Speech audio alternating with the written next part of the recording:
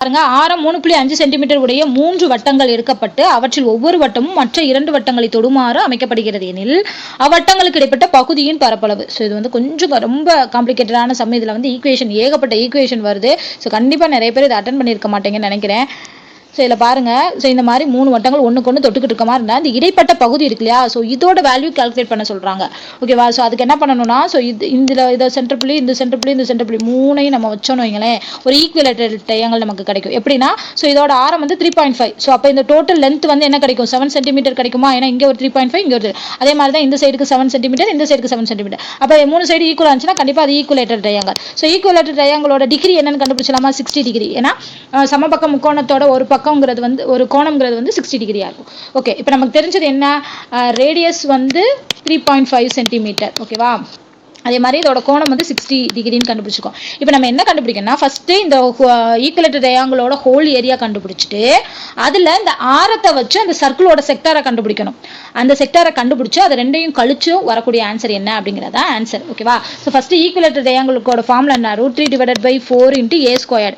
a² side வந்து 7. So அப்போ 7² 49 வரும். ஸோ 49 √3 / 4. இது வந்து ஏரியா ஆஃப் த அதாவது ட்ரையாங்கிள், ஈக்குவலேட்டர் ட்ரையாங்கிள். அடுத்து நம்ம என்ன கண்டுபிடிக்கணும்?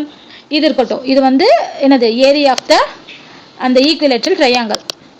இதை வச்சு அந்த செக்டார் இருக்குல்லையா, சர்க்கிள் செக்டாரோட ஏரியா என்னன்னு கண்டுபிடிக்கணும். ஸோ அதுக்கு ஃபார்முலா என்ன? ஏன்னா டிகிரியை வச்சு கண்டுபிடிக்க. So degree / 360 × πr².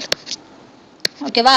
ஸோ இது கண்டுபிடிக்கணும். ஸோ இதை வந்து 60 / 316 போடலாமா? அப்போ அடிச்சோம்னா 6 வரும். ஓகேவா? பை ஆறுங்கிறது இங்கே என்ன வரும்? ரேடியஸுங்கிறது 3.5. அது ஸ்கொயர்டுங்கிறப்போ என்ன வரும்? 49. 3.5 ஹோல் ஸ்கொயர்டு கிடைக்கும். ஸோ 49 கிடைக்குமா? சரி, 49 / 4 கிடைக்கும்னா 35 / 10 வரும். அதை சிம்பிளிஃபை பண்ணி ஹோல் ஸ்கொயர் பண்ணோம்னா 49 / 4 கிடைக்கும். ஸோ இதை சிம்பிளிஃபை பண்ணுங்க. 6 24. ஸோ 49 / 24 பை கிடைக்குது. நமக்கு இங்கே ஒரு ஏரியா, இங்கே ஒரு ஏரியா கிடைக்குது. இப்போ இந்த 2 ஏரியாவை என்ன பண்ணணும்?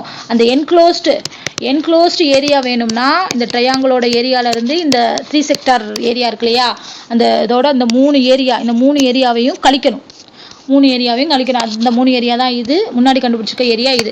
ஸோ 49 √3 / 4 - 49 / 24 × π. ஓகேவா? ஸோ இதை வந்து நம்ம சிம்பிளிஃபை பண்ணணும். சிம்பிளிஃபை பண்ணி தான் ஆன்சர் கண்டுபிடிக்கணும். ஸோ இதுக்கு ஆன்சர் வந்து 1.96. ஸோ 1.967 தான் ஆன்சர் வரும்.